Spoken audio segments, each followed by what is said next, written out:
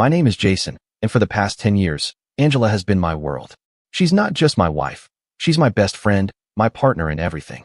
We've built a life together, one filled with love, understanding, and resilience. Through highs and lows, we've always had each other. Or at least, I thought we did. It started as an ordinary lunch break, just another day in my predictable routine. I had decided to try something new, explore a different area, maybe find a new spot to eat. I wasn't thinking about anything in particular, just enjoying the fresh air, the hum of the city, the rhythmic sounds of passing cars. Then, as I crossed the street, my eyes landed on her. Angela. For a split second, a small smile tugged at my lips, seeing my wife step out of a coffee shop. But the warmth in my chest vanished the moment I saw who she was with. I recognized the man immediately, Stephen. He worked with Angela, someone she had mentioned in passing. Friendly, professional, nothing out of the ordinary. But what I saw next shattered that illusion in an instant. He slipped his arm around her waist. My stomach dropped.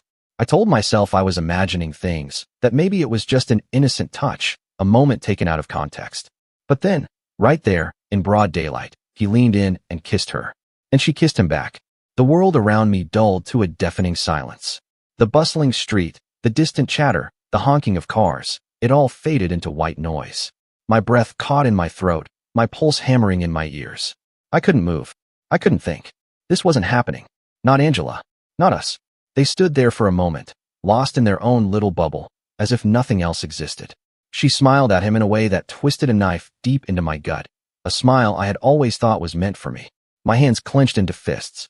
My body screamed for me to do something, to yell, to run across the street, to demand an explanation. But my feet were rooted to the pavement, heavy with the weight of what I had just witnessed. They turned, walking away together, completely oblivious to my presence. And I stood there, a storm raging inside me, unable to wrap my mind around what I saw. Here's the continuation of Jason's story, expanding on his emotions, thoughts, and internal dialogue. I love this woman more than life itself. For 10 years, Angela has been my everything. My wife. My best friend. My home. I have given her all of me, held nothing back. Through every storm, every triumph, every late-night conversation, I have loved her unconditionally. And now, I feel like I'm dying.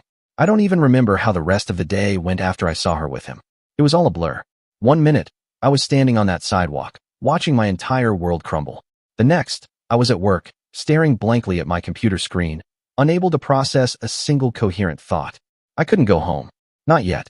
The idea of walking through that door, pretending everything was fine while knowing what I had seen, it was unbearable. So I sent her a text. Me. Hey babe. I might crash at Matt's tonight. He's going through some stuff, and I think he could use the company. My hands shook as I typed, but I forced myself to keep it casual. If she suspected anything, she didn't show it. Angela, that's really sweet of you. Tell him I hope he's okay. I'll see you tomorrow. Love you. Love you. I stared at those words, my chest tightening. How could she say that so easily? How could she kiss another man in broad daylight, in public, and then turn around and tell me she loved me? I spent the night in my car. I told myself I just needed space, time to think, but the truth is, I couldn't bear to be near her. Not after what I had seen. Not when every time I closed my eyes, I saw that moment replaying over and over. The way she leaned into him, the way she kissed him back. I barely slept. The silence of the car was suffocating, my thoughts screaming in my head. Was it just a kiss? Or was it more? How long had this been going on? How many times had she left our home, our bed, and gone to him? At some point, anger started creeping in beneath the pain. It was small at first, buried under the weight of my devastation. But I knew it was growing. Morning came too soon. I knew Angela's routine. She always left for work before I did. So, once I was sure she was gone, I drove back home. The house felt different, like a stranger's place. I walked through the front door and just stood there, taking it all in. Our framed wedding photos on the wall. The scent of her perfume lingering in the air. The little signs of a life we had built together. A life that, now felt like a lie. I moved on autopilot, showering, changing clothes, trying to shake the exhaustion clinging to my body. But nothing could wash away the ache in my chest. At work, I was barely functional. Every conversation sounded distant. Every task felt meaningless. My coworkers probably noticed something was off, but no one said anything. I kept thinking about Angela, about us. Had I missed the signs? Had she been slipping away from me, little by little, while I had been too blind to see it? A few months ago, she had mentioned missing the excitement in our relationship. We had talked about it, agreed it was normal in long-term relationships. We had even made an effort to bring the spark back. More date nights, more surprises, more intimacy. I thought we were okay. But now, I couldn't shake the feeling that she had been seeking that excitement somewhere else. And that thought burned. I wasn't just hurt. I was angry. Right now, it was 80% pain, 20% rage. But I knew the scales would tip. I could already feel it, simmering just beneath the surface. And the guy? Steven. I only knew his name and that he worked closely with Angela on this new project.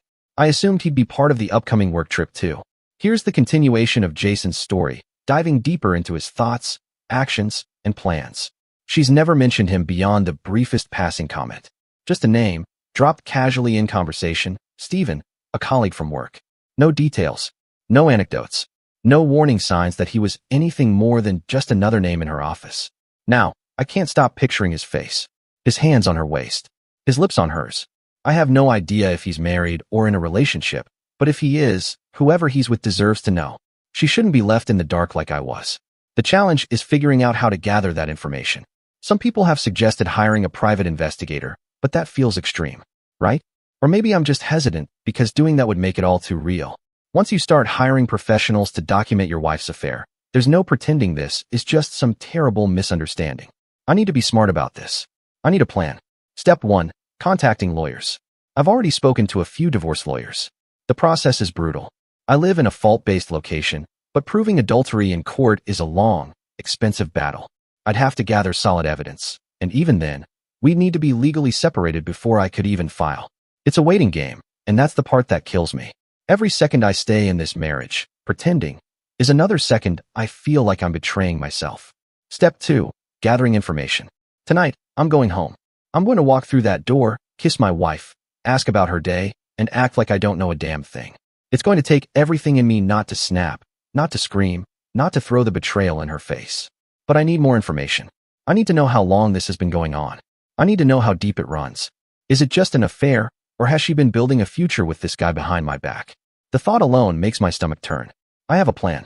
When I finally confront her, I won't lay out everything I know all at once.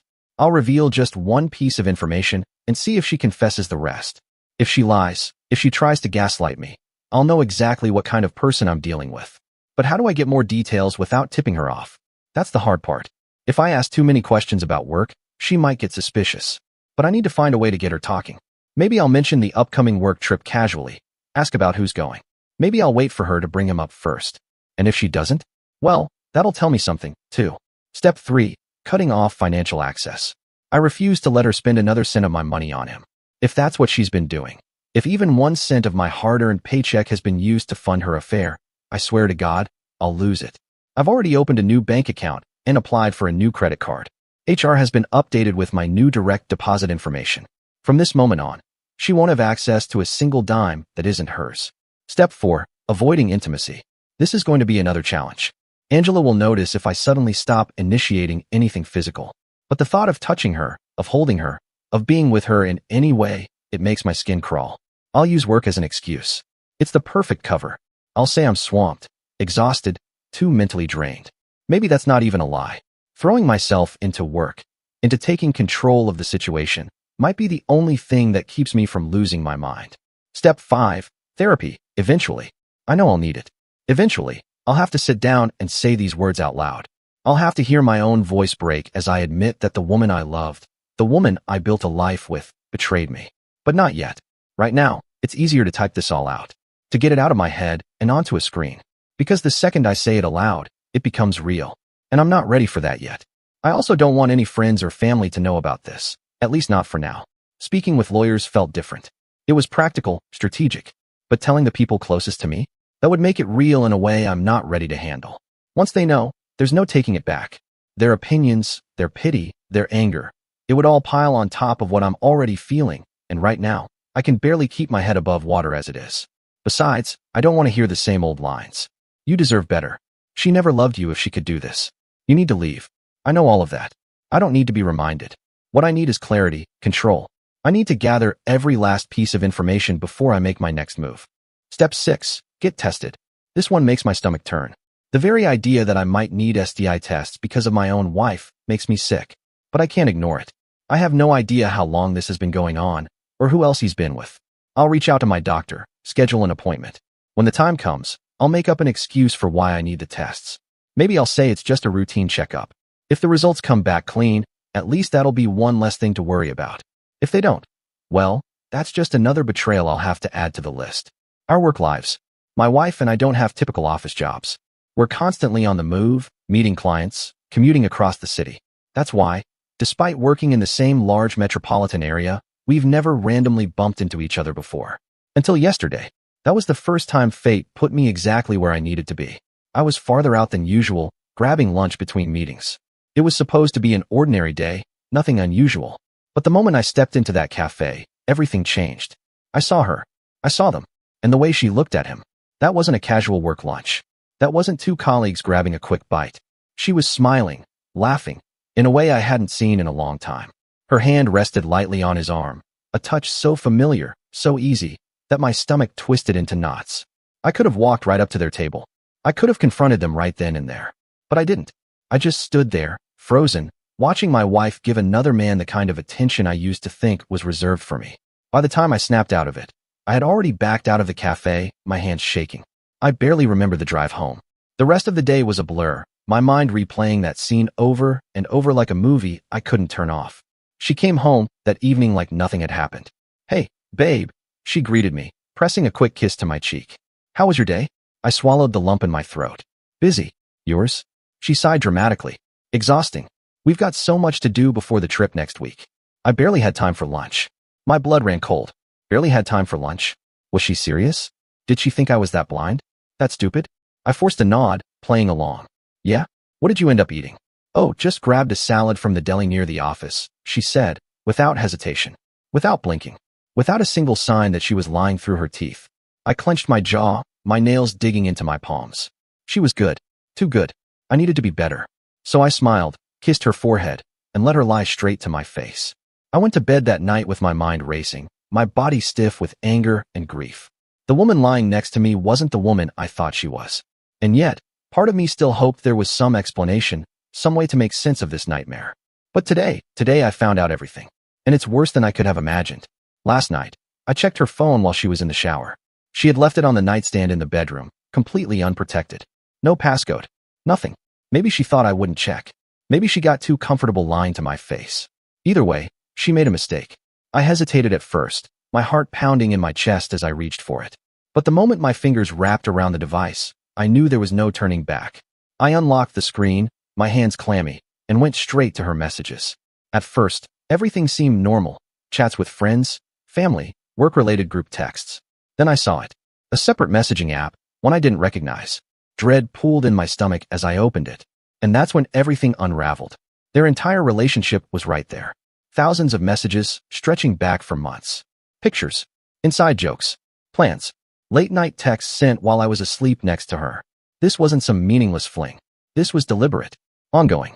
They had been meeting up regularly. Coffee shops, hotels, client lunches. She called him pet names, used words dripping with affection. But the worst part? She had been telling him things she used to say to me. Word for word. "You make me feel alive."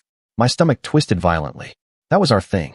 She had said that to me when we first started dating, when everything between us felt electric and unbreakable. And now she had recycled it for him. I gripped the phone so tightly my knuckles turned white. Years of marriage, of shared dreams, of unwavering commitment, reduced to nothing but disposable words. Then I saw the messages about the work trip. The one she was leaving for next week. It wasn't just business. They had planned everything. Dinners, hotel rooms, stolen moments together. A romantic getaway while I sat at home like a fool. A bitter laugh escaped me, though there was nothing remotely funny about this. My hands were shaking now, and I had to set the phone down before I shattered it against the floor. I thought I had already hit my breaking point. I thought nothing could hurt worse than the betrayal I had uncovered. But then I found something that knocked the wind right out of me. Like a punch straight to the gut. I had booked us a cabin for the weekend 2 months ago, an opportunity for us to reconnect, just the two of us. We had been talking about needing a break from work, from the routine, and I wanted it to be special. I found the perfect place, secluded, quiet, surrounded by nature, just how she liked it. I imagined us hiking during the day, cozying up by the fire at night, sharing laughter, sharing love. Then, a day before the trip, Angela came to me, her face heavy with regret. She told me her company needed her to drive to another city for an urgent client meeting over the weekend. It was unavoidable, she said. She felt awful about it, knowing how much I had been looking forward to it. Her voice trembled when she apologized, swearing that she'd make it up to me. I had smiled at her, told her it was okay. I even reassured her, saying I understood. I didn't want her to feel guilty for something beyond her control. The reservation was non-refundable, but I didn't mind. What mattered was that she was responsible, dedicated to her job. I felt bad for her, thinking she was missing out. I had no idea then how blind I was. I didn't take the trip without her. It didn't feel right.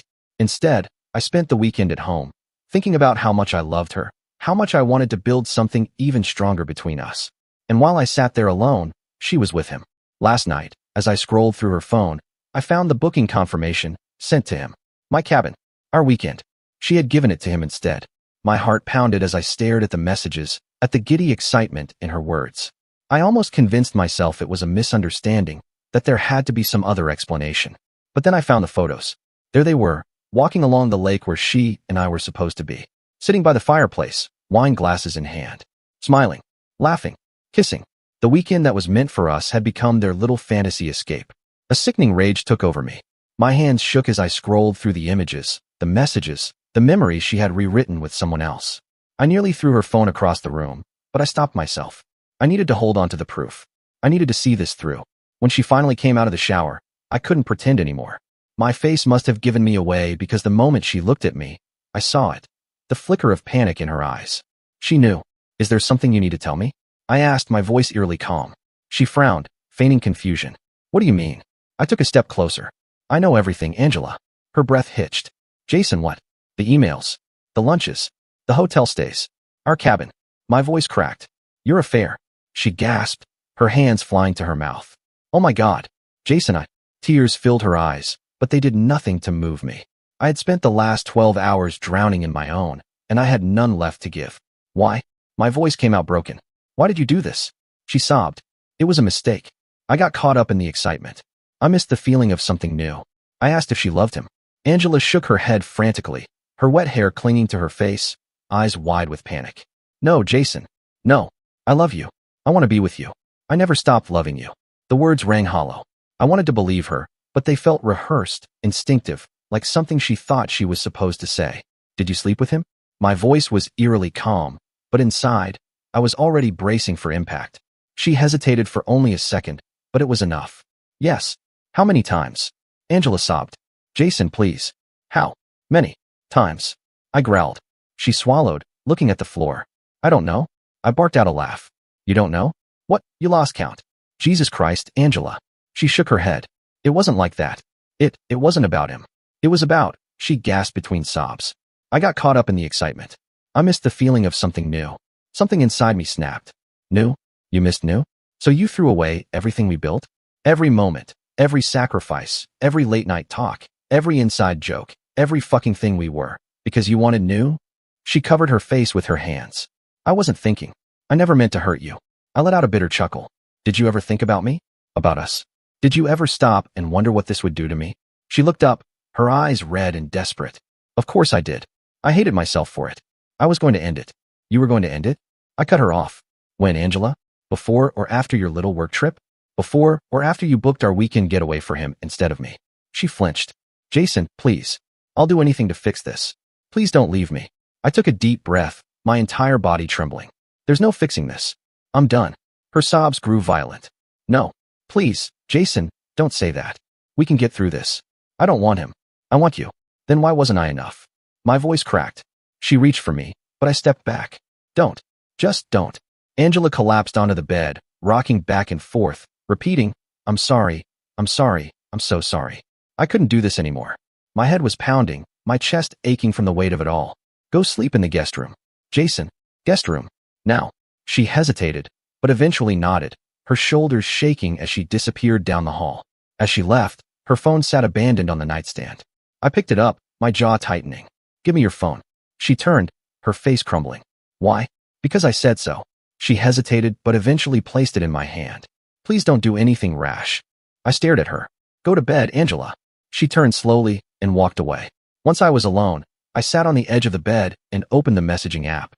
My hands shook as I forwarded the entire conversation to myself. Every text, every photo, every detail of her betrayal. And then, I kept reading. That's when I found out he was married, too. No mention of kids, but it didn't matter. There was another person out there who deserved to know the truth, just like I did. Just like I hadn't wanted to. Morning came, but it felt no different from the night. Angela and I moved around each other like ghosts, wordless, broken. I handed her phone back, my voice empty. If you go on that work trip, you'll come back to an empty house. She swallowed, her lip trembling. I won't go. I promise. I didn't answer. I couldn't. Instead, I watched her walk out the door. As soon as it shut behind her, my knees buckled. And for the first time since this nightmare began, I cried. I am coming to realize that my marriage is a sham, a hollow shell of what I once believed it to be. Tomorrow, I will go to the guy's house. I found his address through my wife's Google Maps recent history. Turns out, she's been there more than once. I have printed the entire message thread between them, including the pictures, and I plan to hand them to his wife. As far as I know, she has no idea what's been happening behind her back. She deserves the truth. I will also be facing the man who quite literally destroyed my life. I am done playing nice. I drove to his house. I wasn't sure how she would react or if she would even believe me, but she needed to know. When I arrived, his car was gone, but his wife was home. She answered the door, looking at me with cautious confusion, as if trying to place me. Can I help you? She asked. I took a deep breath. I'm Jason. I'm Angela's husband. Her brow furrowed, and I could see her mind working through the name, connecting the dots. Angela? From work? Yes, I said, my voice steady despite the storm inside me. I need to tell you something, and I know this will be difficult, but please just hear me out. She crossed her arms, wary now. What is this about? I didn't waste time. I pulled out the printed messages and held them out. Your husband and my wife have been having an affair. For months. She flinched like I had struck her. There's no way. She shook her head. You must have the wrong person. I wish I did, I said quietly. But I don't. She hesitated for a moment, then took the papers from my hands. Her eyes darted across the pages, scanning the texts, the timestamps, the pictures. I saw the exact moment it hit her. Her breath hitched, her hands trembled, and then her knees nearly buckled. No, she whispered. No. I'm sorry, I told her, and I meant it. She didn't deserve this any more than I did. Tears welled in her eyes as she kept reading, flipping through the pages as if searching for something, some sign that this wasn't real. But it was all there. Unfiltered, undeniable. How long? She finally managed to ask, her voice hollow. Months, I said. Since at least the summer. She let out a broken laugh, shaking her head. We've only been married a year. We don't have kids yet. I thought we were happy. I thought I was too, I admitted. For a moment, neither of us spoke. Then, she wiped her face and looked at me. Thank you for telling me. I nodded, handing her my number. If you need anything, someone to talk to, information, anything, just reach out. She took it with a shaky hand. I will. As I turned to leave, she was already pulling out her phone. By the time I got home, I barely had a moment to process what I had just done before Angela stormed into the living room, her face twisted in fury. What the hell is wrong with you? She snapped, throwing her phone onto the couch. You went to his house? You told his wife? I stared at her, stunned. This was what she was upset about. Not the months of lying, not the betrayal, not the way she had torn our marriage apart. Of course I did, I said, my voice cold. She deserved to know. Angela scoffed, running a hand through her hair. You had no right. No right. I cut her off, stepping closer. You had no right to do this to me. To us. And now you're mad because your little affair got exposed? She shook her head, furious. You don't understand. What's there to understand? I demanded. That you were more worried about protecting him than facing what you did to me? Before she could answer, my phone buzzed. A number I didn't recognize. I ignored it. Then came a loud, furious banging on the front door. Angela's face paled. And that's when I realized who it was. That bastard actually had the nerve to come to my house, banging on my door like a lunatic. I opened the door, trying to stay calm, but my blood was boiling. The man who had shattered my marriage stood in front of me, his face red with fury. You son of a bitch. You ruined my marriage. He shouted, jabbing a finger at my chest. I let out a bitter laugh. I ruined your marriage? You destroyed mine. You and my wife did this, not me. Don't stand here pretending to be the victim. He sneered, taking a step closer. You had no right to go to my wife. This was between us. Between us? I spat. You were screwing my wife behind my back. That makes it between all of us. She deserved to know. Just like I did. He cursed, his hands clenched into fists, and I could see he wanted to throw a punch. I wasn't about to back down, but I also wasn't going to let this escalate into a brawl.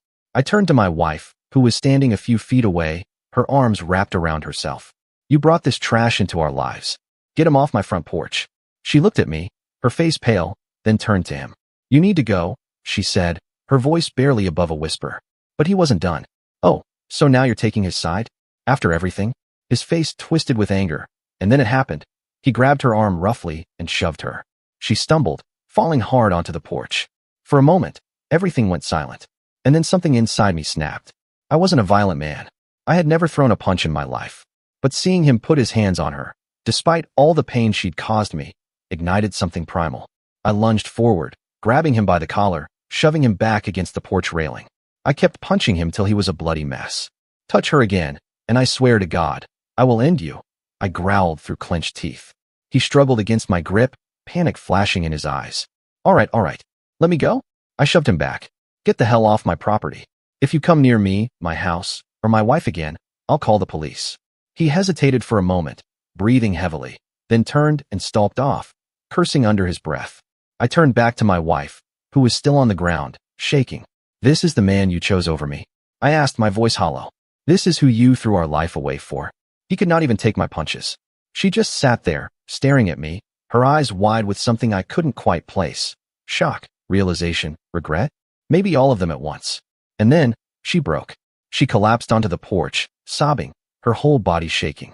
For the first time since this nightmare started, I saw it on her face. It had finally hit her. The damage, the betrayal, the mess she had made. But it was too late. I exhaled, running a hand through my hair. I'm done. I can't even stand to be around you right now. I want you to leave. She shook her head, still crying. Jason, please. No, I cut her off. I'm staying at a friend's place for a while. I can't be here. Not with you. She didn't say anything else. Just sat there, broken, as I walked back into the house, grabbed my keys, and shut the door behind me. Tonight, I was meeting my friend for a drink. And for the first time, I was going to tell someone everything. Filing for divorce was both the easiest and hardest decision I ever made. Easy, because there was no salvaging what was left of my marriage. Hard, because it meant untangling a life that had been built over years, splitting assets, closing accounts, and facing the reality of what had been destroyed. I wasted no time. The morning after everything blew up, I contacted a lawyer. The evidence I had gathered made the process smoother, at least in the sense that there was no room for negotiation. She couldn't deny what she'd done. She didn't even try to fight the divorce, whether it was guilt or just the realization that she had lost everything. I didn't care. I just wanted it over with. Because our salaries were similar, there was no alimony involved. We split the marital assets, our house, savings, and shared investments. But the rest of what I had built on my own remained untouched. My personal investments, the accounts I had kept separate, and the things that mattered to me were safe. It still stung to see our shared life get divided into numbers and legal documents. But at that point, I just wanted to be free. The divorce process took a year. A year of painful reminders, of legal meetings, of paperwork, of waiting. A year of running into her at random places, each time feeling like a fresh wound was being opened. A year of her occasionally reaching out, trying to apologize, trying to say she had changed, that she wished she could take it all back. I never responded. What was there to say? Nothing she could say would undo what she did. As for Stephen, his downfall was inevitable. His wife didn't hesitate to file for divorce after I exposed him. Unlike me, he had more to lose. His company had strict policies about workplace affairs, and once word got out about what he had been doing with my wife, he was terminated. The last I heard, he was struggling to find steady work. Karma took care of him in a way I didn't have to. Now, a year later, I'm taking my time. I'm not dating. I'm not rushing into anything. I need to fix myself first, to rebuild the parts of me that were shattered. I've thrown myself into my work, into hobbies I once neglected, into friendships I had taken for granted. I'm learning to enjoy my own company again. Some nights, the memories creep in. The anger, the betrayal, the grief of losing something I thought would last forever. But each day, it gets a little easier. I remind myself that I survived it, that I walked through the fire and came out the other side. And one day, when I'm ready, I'll open myself up to love again. But for now, I'm just focusing on me. Dear listeners, please share your thoughts in the comments section below and don't forget to like, share, and subscribe.